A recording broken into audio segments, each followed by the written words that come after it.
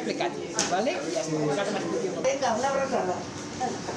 Ai, Jesús, no t'ho vull dir, però et trobarem a faltar.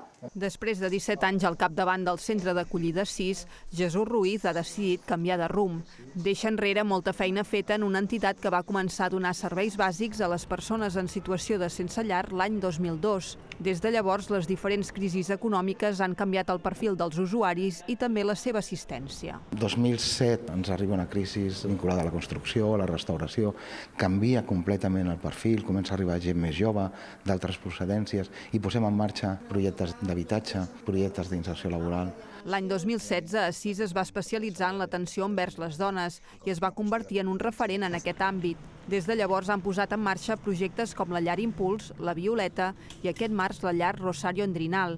La pandèmia també va fer augmentar el nombre de persones assistides. S'ha incrementat considerablement el nombre d'habitatges, el nombre de recursos, però s'ha crescut exponencialment les persones que estan abocades a situacions de sensellarisme. Fa un any que sí s'ha traslladat al nou edifici de la Via Augusta, amb molt més espais i serveis que l'anterior.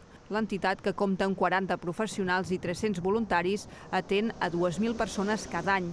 Ruiz recorda que per millorar la situació del sensellarisme s'ha de treballar sobre les causes. Per tenir estratègies necessitem polítiques d'habitatge, polítiques d'inserció laboral, polítiques migratòries. Ruiz se'n va de 6 recordant que l'entitat s'ha fet gran gràcies a la suma d'esforços i que la immensa majoria estem més a prop de dormir al carrer que de tenir un vaixell al port de Barcelona.